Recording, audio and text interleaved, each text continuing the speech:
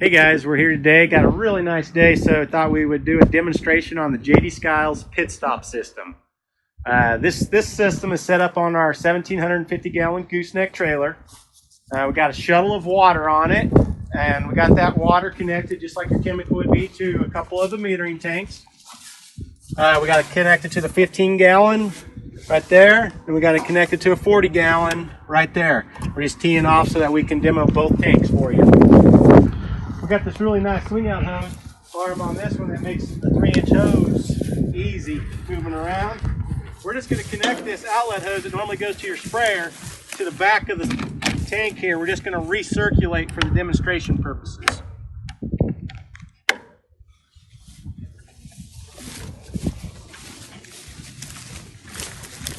I'm going to kind of walk through this real quick before I start this engine, and it gets a little loud so you kind of know what I'm doing and what's happening at that point.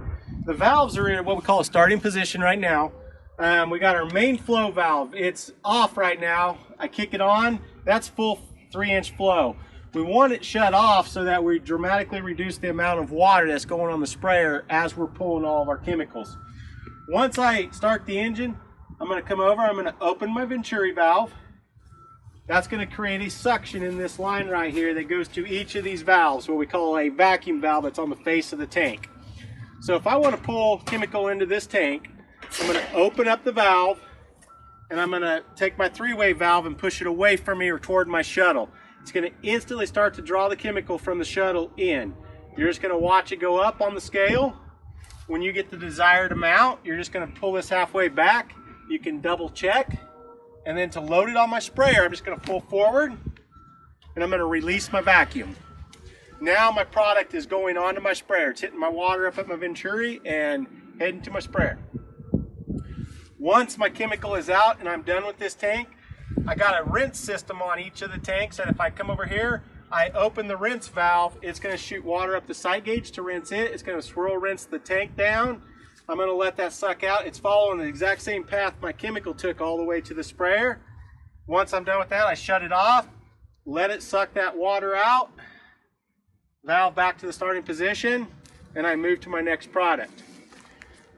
We have an inductor tank on this setup as well.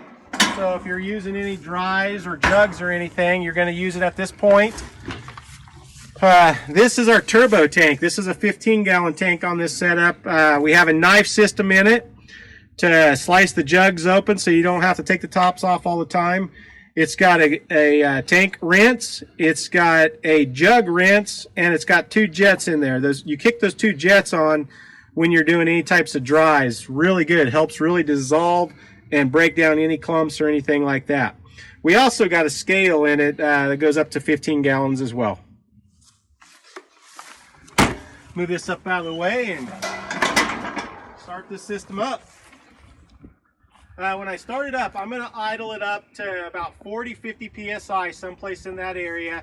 Give and take. The slower I start dropping from that, the slower it pulls the chemical. But you don't need to go more than about 40-50 psi for max output of it.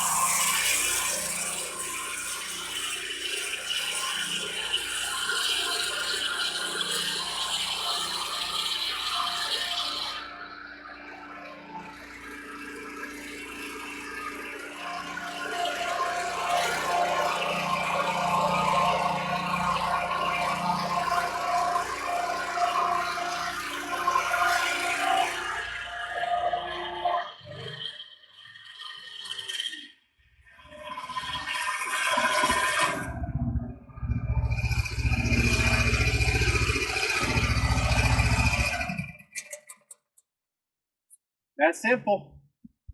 Once you're done, you shut it off. We're topped off with water. Just pull this handle back so that you're ready for your next load. All the valves are in a starting position. Unhook from your sprayer and away you go.